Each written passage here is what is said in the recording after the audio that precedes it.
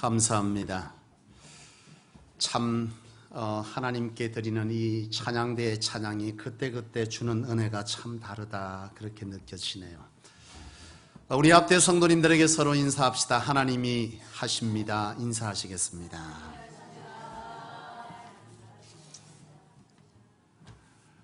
하나님이 하십니다. 믿으십니까?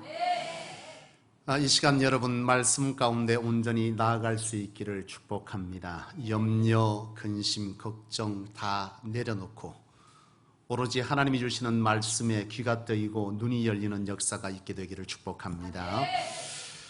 노출을 아주 좋아하는 교회의 한 자매가 교회 등록을 했습니다.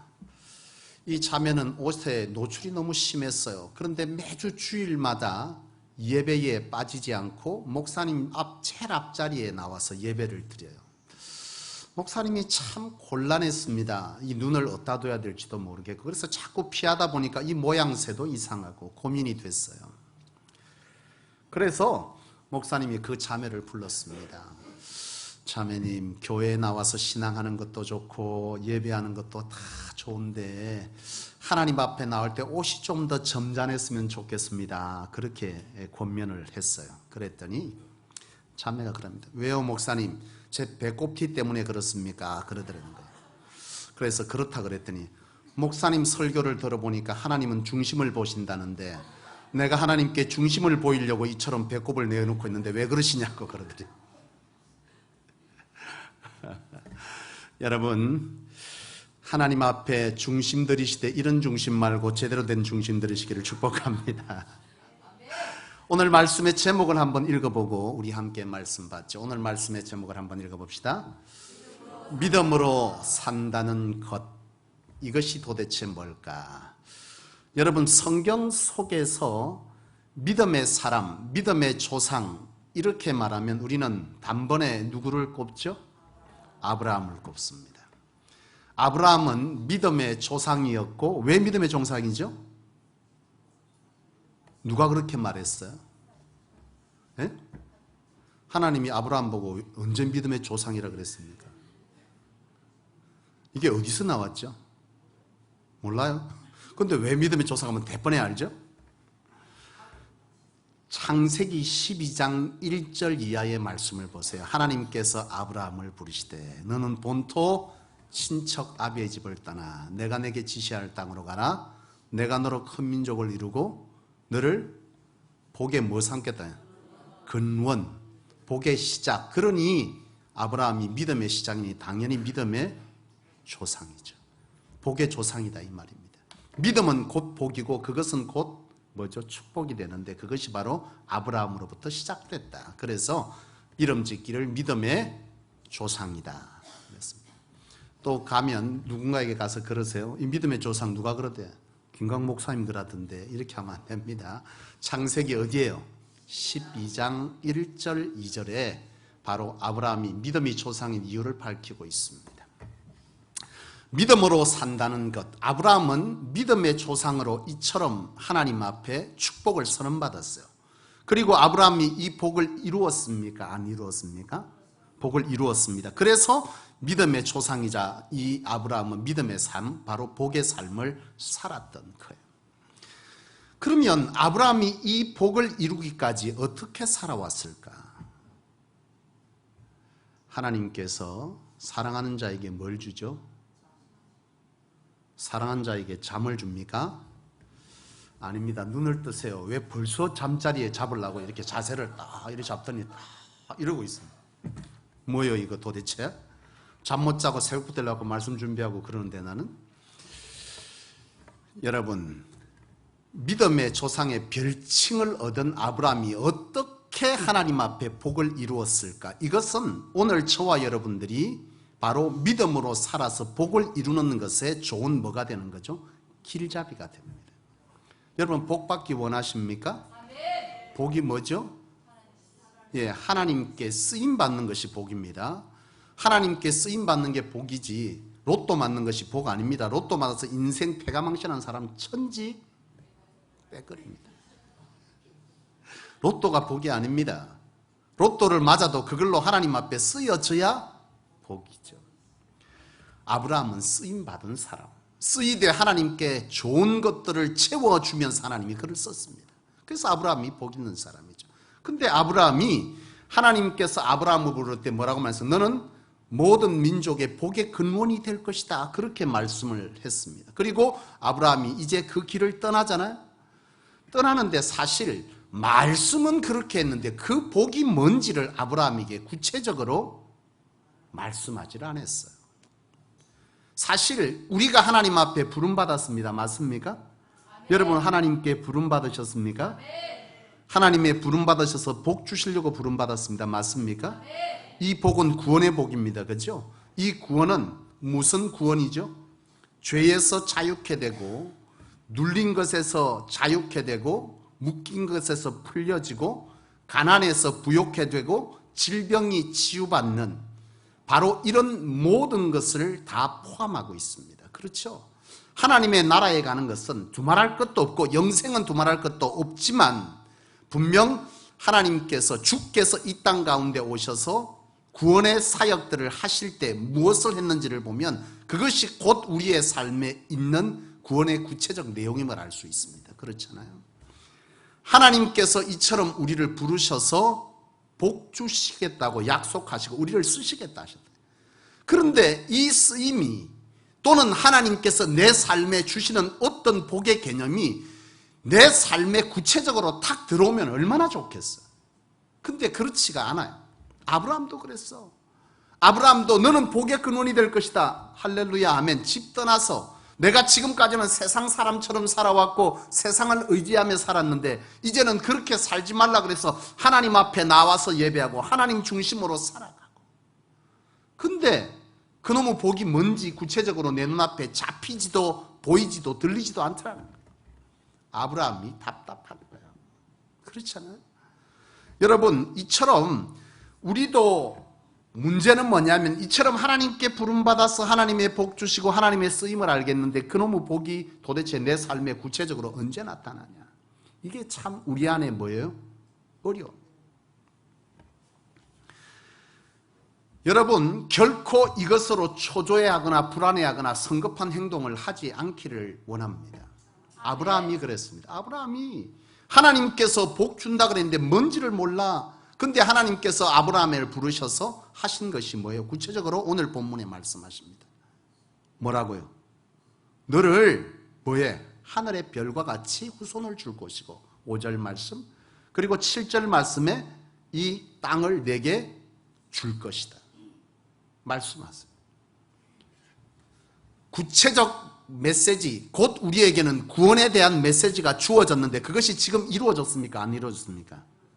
여러분에게 이루어지기도 하고 앞으로도 이룰 것이지만 때로는 바로 이 이룸에 대한 내 소망에 닿지 않음이 있단 말이에요. 아브라함도 봤는데 그것이 아직까지 이루어지질 않아. 한다 그랬는데 아브라함 나이가 자꾸 먹어요. 아브라함이 기다리다가 결국 조급해져서 하는 행동이 있어요. 뭐요? 86세에 하나님의 방법이 아닌 자기 방법으로 누구를 얻습니까? 이스마엘을 얻어요. 하나님의 방법대로 하지 않고 자기 방법대로 하나님이 분명히 뭐요? 누구를 통해서? 사라를 통해서 주신다고 했는데 자기 아내가 아닌 누구를 통해서? 네? 여종 하가를 통해서 자손을 얻는단 말이에요. 하나님은 그 방법을 원치 않았어요. 그런데 아브라함이 자기 마음대로 해석해가지고 결국 실수해요. 그걸로 인해서 이스마엘이 태어났는데 이 이스마엘로 인해서 아브라함의 후손들이 얼마나 고통을 받고 지금도 여러분 아랍과 이스라엘이 끊임없이 전쟁하잖아요. 그 후손들입니다. 이삭의 후손들과 이스마엘의 후손들이 지금도 전쟁하고 있어요. 그 한 번에 잘못된 조급함, 하나님의 약속을 부여잡고 가고 하나님이 나를 축복하셔서 더 귀하게 쓸 것에 관한 것을 내가 믿으면서 지금 순간순간에도 감사하며 사는데 내가 조급해서 하나님의 방법이 아닌 내 마음대로 무엇인가 사람의 방법으로 어떤 일을 하게 되면 거기에 대한 대가는 누가 치러야 돼요? 결국 내가 치러야 돼. 아브라함이 그랬어. 자기 마음대로 하나님의 방법이 아닌 세상의 방법을 다 동원했어요. 좋지 않은 방법, 악한 방법, 세상이 하는 방법 동원해서 내가 축복의 사람으로 내 스스로 거듭나 보려고 그렇게 하다가 결국 실수했는데 그 실수가 결국 아브라함에게 돌아가더라는 거예요. 제가 옛날에 부산장신대를 졸업을 하고 이제 다시 신학대학교 공부를 하려고 할 때였습니다. 수능을 치게 됐는데 수능 공부할 때만 해도 이제 신학대학교를 다시 가서 기독교 교회학과를 공부를 더 해야 되겠다 이래 생각을 했는데 막상 시험을 치고 나니까요 마음이 살짝 바뀌는 거예요. 어떻게 바뀌었겠습니까? 신학대학교가 아닌 일반 대학교를 가서, 그리고 처음에는 일반 대학교를 가서 이것이 내 스스로 이제 해석을 하기 시작하는 거예요. 사람은요 조급해지면 자기 마음대로 해석하는 습성이 있어요. 나는 해석을 했어요. 어차피 주의 길 가는 것은 당연한 것이고 주의 길을 가되 하나님이 원하시는 것이 아닌 내가 생각할 때 도움이 되고 득이 될 만한 것들을 해야 되겠다. 신학은 이미 4년 했으니 세상에 가서 철학 공부를 좀 더 해서 이것들을 더 풍성하게 만들어야 되겠다. 누가 그 말하니까 혹해가지고 그렇게 말을 살짝 바꿨어요. 하나님 앞에 뭐 하는 거예요? 장난을 치기 시작한. 그리고서는 수능을 치고 점수가 딱 나왔는데요. 철학과에 넣어야 되는데 어디다가 넣겠어요? 응? 철학과에 넣었는데 그놈의 과가 신문방송학과하고 같이 모집을 하고 있는 거예요. 여러분이 아시다시피 신방과는 점수가 굉장히 높습니다. 아직까지 소식이 없다. 참나. 예비 합격자 5번인가 그랬는데 아직까지 소식이 없다. 아직까지. 내가 그래가지고 그 해에 그 점수면 신학대학교 기독교 교육학과 가고도 남을 점수인데 잘못 선택하는 바람에 내가 하나님 앞에 내 마음대로 하나님의 뜻을 이루겠다고 덤비다가 한 해 동안 재수하면서 내가 얼마나 개고생을 했는지 몰라. 재수하면서 돈 들인다고 사모 눈치 볼랴. 나는 옛날부터요 옷이 이랬어. 20대도. 왜? 청바지를 입을 수가 없어. 청바지 청티를 입으면 나는 세상 없는 내가 그 뒤에는 말하기가 좀 그렇다 내 입으로. 날려 사람이. 그래서 제가 생전요 청바지하고 청옷을 못 입었어요. 그러니까 20대 때부터 정장바지에 남방 점잖게 입고 학원을 가니 학원 출입할 때마다 학생들이 날 보고 인사를 한다. 누군 줄 알고? 강사인 줄 알고. 참 괴로웠습니다. 그래 막 모른 척하고 지나갔는데 어디서 얘를 만나요? 강의실에서 만나면 자기네끼리 키키를 누구야? 저 사람 저거 학생이네. 내가 그 망신을 1년 동안 당했습니다. 1년 동안. 순간의 선택이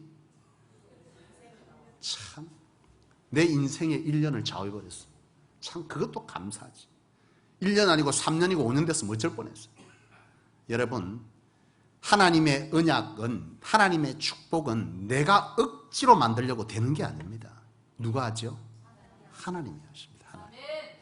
인간의 방법을 쓰면 안 돼. 우리가 하나님 앞에 언약 백성, 하나님의 축복의 백성, 하나님이 우리를 만드시고 우리를 계획하시고 우리 안에 하나님의 뜻을 이루시기 위해서 하나님은 우리를 선택해서 불렀어요. 그것 자체가 복이요.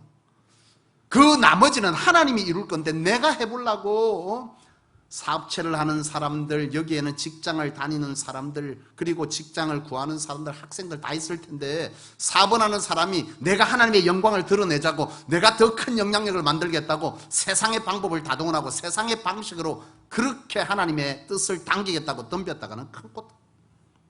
그 뒤에 몫은 누구 몫이요? 내 몫이요. 직장을 다니면서 내가 하나님의 영광을 더, 하나님의 영향 있는 사람을 더 내가 되리라 하고 세상의 방식으로 아부하고 뒷돈 쓰고 막 이렇게 해갖고 내가 진급했다. 그 뒷감당은 누가 하는 거예요? 내가 해야 돼. 그 하나님의 방법 아니잖아요. 마찬가지입니다. 오늘 아브라함이 그랬어요. 결국 아브라함은요 그 뒷감당을 자기가 해야 됐다 이 말이에요. 사랑하는 여러분, 하나님이 하십니다. 하나님이 하세요. 오늘 우리가 믿음으로 산다는 것은 이것을 믿고 지금 내게 주어진 현실 속에 감사로 열심으로 충성으로 살아가면 됩니다. 그게 믿음으로 사는 거예요. 이미 하나님은 내게 언약했으면 그것은 뭐한다? 반드시 이루어진다는 것을 부여잡고 가는 삶이 바로 믿음의 삶. 때로는 그것이 내 눈에 보여지지 않고 내 손에 잡히지 않아서 초조하고 불안할지라도 그 불안함 때문에 내가 섣불리 하나님의 뜻을 거스르면 그 몫은 내 몫이에요. 절대로 그러면 안 돼요. 오로지 하나님의 뜻을 바라보고 묵묵히 예배와 말씀과 기도와 헌신과 전도의 삶을 살아가다 보면 때가 되면 하나님께서 뭐예요? 내게 이루십니다. 그런데 여러분, 오늘 여러분들이 아셔야 되는 게 있어요. 하나님의 복은요, 단번에 이루어지지만 과정은 있어. 반드시 과정이 있어요. 오늘 많은 그리스도인들이 이 과정을 무시하고 오로지 찰나를 기대해. 내가 아무렇게나 살고 내가 하나님의 뜻대로 하나님의 방식대로 하나님께서 나를 써주기에 적절한 믿음의 그릇은 준비하지 않고 대충 살다가 어느 순간 내가 그냥 교회 다니고 예배 시간에 앉아있고 전도 조금 하고 말씀은 상관없고 내 입술은 범죄하고 내 삶은 무엇인가 하나님의 뜻에 맞지 않으면서도 성실하게 살지 않으면서도 오로지 하나님께서 내 인생에 뭘 투자죠? 대박, 한방. 그놈의 한방 때문에 폐가 망신한 사람 많습니다. 여기도 있을 줄로 압니다. 한방 여러분 좋아하지 마세요. 하나님은 한방을 하시되 과정 있는 한방이지 과정 없는 한방은 없어요. 하나님께서 아브라함에게 약속해놓고 왜 한방에 빨리 안 이루어지시고 이처럼 긴 시간을 끄나요? 왜 하나님 그렇죠? 왜 그럴까요 도대체? 이건 여러분 아브라함에게 믿음의 그릇을 키우는 훈련을 합니다. 다시 말하면 아브라함이 하나님 앞에서의 가치관의 전환, 주재권을 인정하는 이 과정을 하나님은 아브라함에게 행하시는 거예요. 아브라함이 하나님께 그 축복을 받고 집을 떠나서 제일 처음에 아브라함이 하는 행동이 뭐죠? 제단을 쌓습니다. 제단을 쌓고 아브라함이 떠나서 가는 곳마다 아브라함이 하나님 앞에 예배 중심적인 삶을 살았다. 예배의 성공자가 인생의 성공자인 줄 아브라함은 알고 가는 곳마다 예배에 충실했어.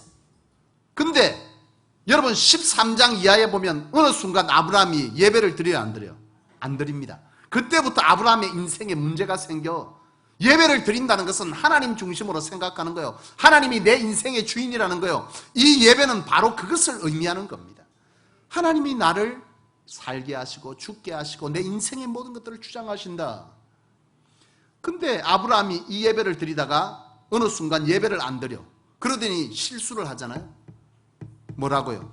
자기 아내 사례를 누이라고 속이며, 사실 속인 건 아니지만 그렇게 말해. 왜? 두려웠어. 자기가 죽을까 봐. 이때까지 하나님께서 그를 선택하시고 그에게 뭘 약조했어요?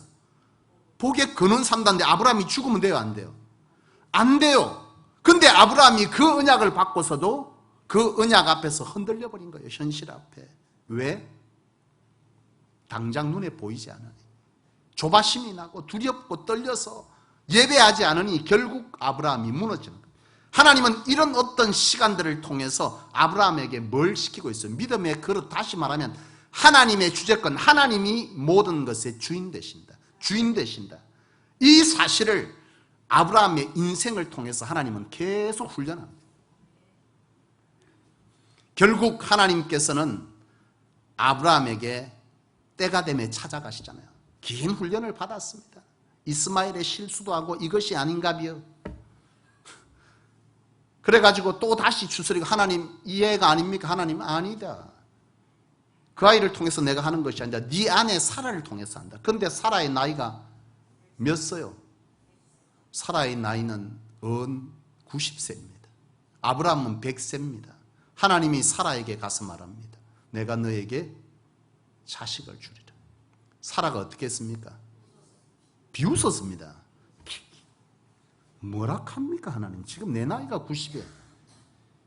이미 나는 자식을 놓을 수 있는 나이가 아닌데 무슨 소리를 하십니까? 비웃었어요. 우리는 생각합니다. 하나님이 하시려면 좀 뭐 할 때, 건강하고 쌩쌩할 때 좀 하시지. 하나님은 네 힘이 다 빠진 뒤에 하는 거예요.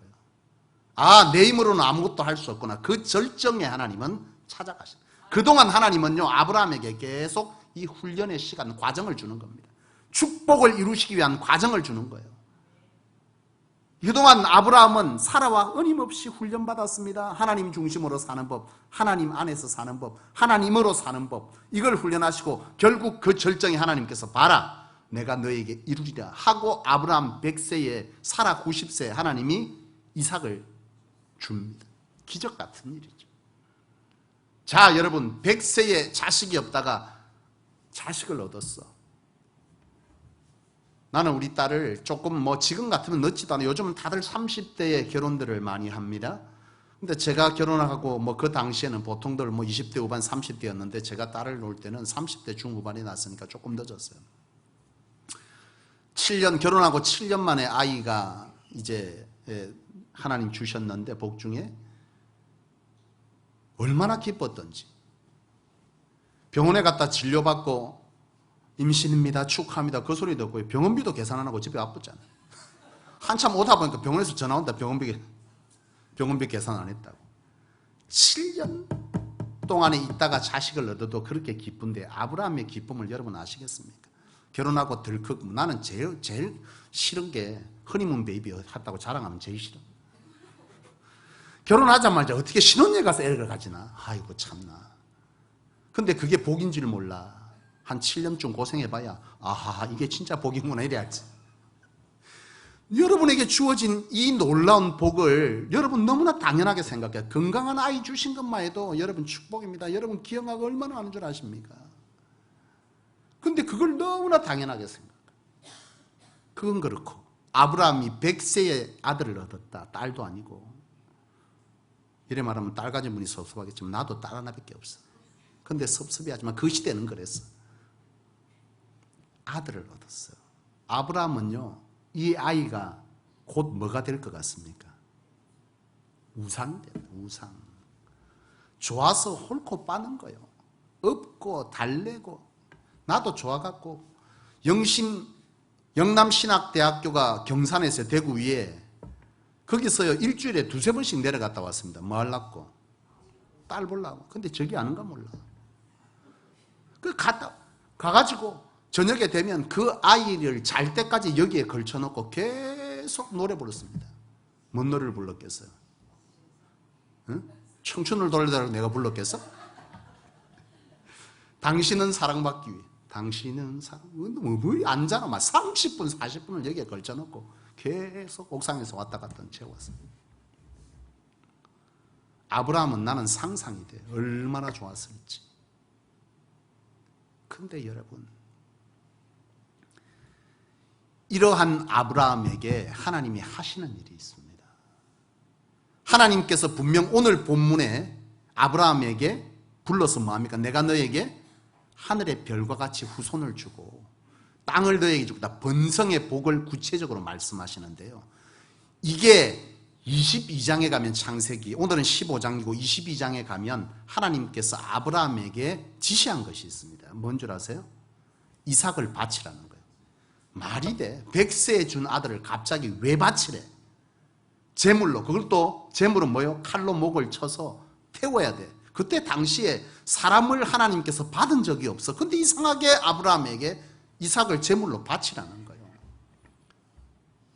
여러분 같으면 뭐라 말하겠습니까? 하나님이 실성하셨나 보네. 그러려면 말로 줬노 내한테.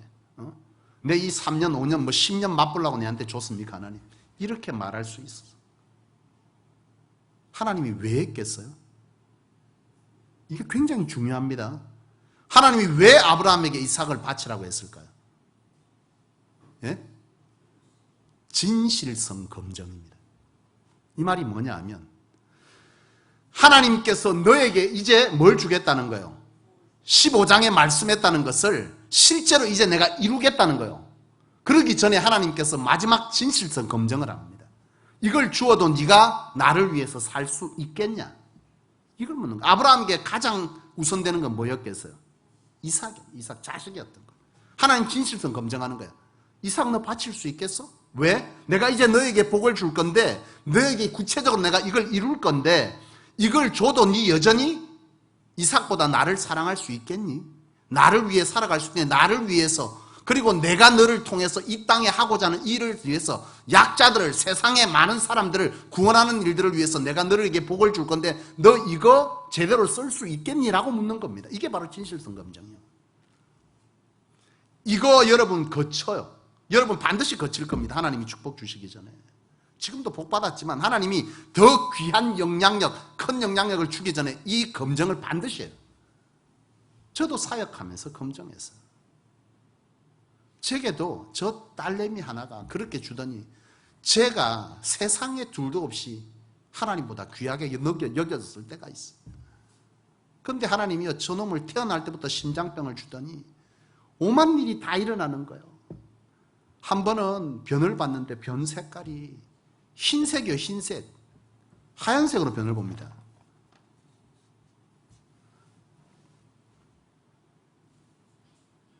소화기에 문제가 생겨요. 한 번은 우리 딸아이가 뜨거운 물을 머리에 뒤집어 썼어요. 내가 라면 끓이는데 아빠가 쫓았는데 오지마 하고 민다는 게 막 냄비를 차분해. 뜨거운 물 뒤집었어. 근데 그 물이 펄 끓진 않았지만 아이가 뒤집었으면 피부를 상할 수 있는 온도예요. 이 아이를 안고 병원으로 사모가 뛰는데 신발이 어디에 신겼는지 모르고 정신없이 밑에 동네로 뛰었어요. 병원에 가서 약을 바르고 붕대를 칭칭 감아놓고 밤새도록 비몽사몽간에 하나님께 기도하면서 새벽에 눈을 떠보니까 붕대 귀찮다고 다 던져버리고 자는데 얼굴이 하얗게 돌아와 있더라고. 내가 뭘 느꼈을 것 같습니까? 하나님 아니면 안 되는 거예요. 하나님으로 살아갈 인생, 하나님 때문에 살 인생인 걸 내가 거기서 다시 한번 하나님 앞에 내려놓은 거예요. 저 자식은 하나님이 키워줄 거예요. 그때부터 제 기도 제목이 달라졌어요. 내가 주를 위해서 열심히 할 테니 하나님께서 내 자식을 책임져라. 우선순위가 그때 바뀐 거예요. 아브라함에게 그거 하는 거예요. 여러분들에게 뭐가 제일 귀한 거죠? 여러분에게 재물을 주려는데 재물이 여러분에게 우상되면 하나님은 그거 절대 안 맡겨요. 진실성 검증합니다. 왜? 주면 더 쌓을 게 뻔하거든. 하나님께서 진실성 검증은 여러 방식으로 합니다. 명예가 최고인 사람은 명예보다 하나님이 우선돼야 돼. 지식이 하나님보다 우선되면 안 돼. 하나님이 우선돼야 돼. 취미생활이 하나님보다 우선되면 하나님 그에게는 맡기잖아. 왜? 주면 취미생활을 더 활발하게 할 게 뻔하니까. 하나님은 거기에 대한 진실성 검증을 하는 거 아브라함에게 그랬잖아요. 진실성 검증. 가장 사랑하는 이 이삭을 네가 바칠 수 있겠냐? 왜? 하나님은 이삭이 필요한 게 아니라 뭐가 필요해요? 중심이 필요한 거예요. 배꼽 뒤집고 오지 마세요. 하나님은 중심이 필요한 겁니다. 사랑하는 여러분, 창세기 22장 18절에 보면 아브라함이 이삭을 칼로 내리치려고 할 때 하나님께서 아브라함아 됐다 하지 마라. 내가 네 뭘 봤다는 거야? 중심을 봤다. 그리고 하나님께서 다시 아브라함을 데리고 밖에 나가서 하나님이 말씀, 하늘을 봐라. 이 하늘의 별과 같이 바다의 모래같이 네 후손들을 축복할 것이고 너로 인해서 모든 민족이 복을 받을 것이다. 이거 어디서 했죠? 언제? 15장에 했잖아. 근데 22장에 또 합니다. 이게 뭐가 다르죠? 하나님이 심심할 때마다 써먹습니까? 힘 좀 빠질만 하면 와갖고 내니 줄게 이라고 또 그냥 열심히 하게 만들고 또 이거 하는 거예요 지금? 처음에 15장의 언약은요 언약입니다. 언약. 22장은요 이제 내가 실행한다는 실행의 선언입니다. 내가 너에게 언약 과거에 내가 했지 이제부터 내가 그걸 뭐 하겠다는 거예요? 이루겠다는 말이에요. 그걸 어떻게 알아요? 22장 보면 네가 뭐 했으니 내 말을 듣고 행함으로 이제 내가 하늘의 별과 같이. 이 말은 뭐예요? 이제는 내가 이걸 실행하겠다는 거예요. 그전에는 언약이었어. 언약을 받고 아브라함은 여러 검증을 거쳤습니다. 믿음의 검증을, 여러 가지의 환난을, 여러 가지. 그러면서 하나님 중심으로 사는 법을 배웠어요. 하나님의 중심으로 사는 믿음은 생겼는데 지금 아브라함에게 아직까지 해결되지 않은 것은 뭐예요? 하나님 우선순위의 결정이 아직 안 된 거예요. 믿음은 많이 키웠지만 내가 주를 위해서 살기는 하겠지만 그런데 하나님이 제일 우선되지 못해요. 그러면 하나님께서 많은 걸 부어주면 제일 먼저 뭘 위해 쓰게요? 자기에게 가장 우선되는 것에 쓸 수밖에 없어. 하나님 맡기질 못해. 아브라함도 마찬가지요. 바로 이 우선순위의 검증을 하나님께서 아브라함이 이삭을 통해서 하는 겁니다. 너에게 가장 소중한 것 위에 나를 둘 수 있겠냐? 아브라함이 그 말을 듣고 행하려고 하니 하나님께서 됐다, 너 중심받다, 네가 내 말을 듣고 행함으로 이제 내가 너를 하늘의 별과 같이 바다의 모래같이 너의 씨를 통해서 모든 사람들이 복을 받게 될 것이다. 하나님은 뭐 하는 거예요? 이제 실행의 선언을 하고 있는 것입니다. 그리고 하나님은 그 이후부터 실행을 시작합니다. 할렐루야. 사랑하는 여러분, 믿음으로 산다는 것은 내가 아무렇게나 그저 예배 조금 드리고 헌신 조금 하고 전도 조금 하다가 살다가 뭐 답답한 거 있으면 나와서 주여 믿습니다 하고 그거 받는 게 믿음의 삶이냐? 그거 아니야. 믿음의 삶은 인생을 통으로 볼 줄 아는 게 믿음의 삶입니다. 하나님은 나를 부르셨고 내 안에 하나님의 언약을 주시고 그 언약은 반드시 이루어진다. 그래서 아브라함이 이삭을 바칠 때 여러분 바치잖아요. 그러면서 이 아브라함이 왜 바쳤는지를 히브리서는 말하잖아요. 하나님께서 죽여도 살릴 줄 알고. 왜? 이스마엘이 아니라 했거든. 그럼 이삭을 통해서 한다 했으니까 아브라함은 뭐 하는 거예요? 얘는 죽여도 얘를 통해서 한다 했으니까 얘는 죽여도 또 살려서 하나님은 뭐 할 거다? 그 약속을 이룰 것이다. 보세요 여러분, 완벽한 믿음의 검증이 아브라함에게 이루어지고 있잖아요. 오늘 우리에게도 마찬가지입니다. 오늘 여러분 가끔 그래요. 하나님 왜 내한테 이러세요? 왜 내 삶에 복 주지 않으세요? 이 과정 거쳤나요? 거칠 겁니다. 반드시 거칩니다. 믿음의 훈련, 믿음의 그릇도 키우고 하나님 중심으로 주재권, 하나님이 내 인생의 뭐다? 주인이다 라고 하는 것을 인정하고 그 위에 진실성 검증이 끝나면 그때부터 하나님은요 우리에게 뭐 하는 거예요? 그때부터는 급하게 일하세요. 그때부터는. 이게 참 어려운 거예요. 이거 하셔야 돼요. 말씀을 맺겠습니다. 믿음으로 산다는 것은 하나님의 언약을 부여잡고 눈에 보이지 않고 손에 잡히지 않아도 한결같이 그 길을 하나님께서 하심을 믿고 가는 게 그게 믿음의 삶이고요. 그 믿음의 삶을 통해서 이루시는 축복은 뭘 통해서? 진실성 검증을 통해서 행하신다는 사실을 여러분 기억하셨습니다. 오늘도 여러분 어려운 삶 가운데, 힘든 삶 가운데 하나님의 언약을 바라보고 가지만 그것이 내 손에 잡히지 않아서 어렵고 힘든 가운데 신앙하시는 분이 있다면 여러분 실망하지 마세요. 하나님의 언약은 반드시 이루어집니다. 하나님의 언약의 방식은 아브라함이 100세의 자식을 주셨듯 우리의 상식 안에서 일하시지 않아. 이쯤 돼야 여리고성이 무너지지. 아니요. 6일째 동안 그만 안 갔어. 7일째 하나님께서 단방에 무너뜨리듯이 우리에게 이 검증이 끝나면 하나님은 급하게 일하실 거예요. 이걸 믿고 한결같이 여느 때처럼 똑같이 자유함 속에서 감사로 기쁨으로 찬송하고 그 하나님이 하심을 먹고 용기 얻고 그렇게 오늘도 어려움 속에 있다 할지라도 하나님이 주시는 평강 믿음 안에 이 예배를 마쳐내는 우리 귀한 성도님들이 되실 수 있기를 주님의 이름으로 축복합니다. 기도하겠습니다. 하나님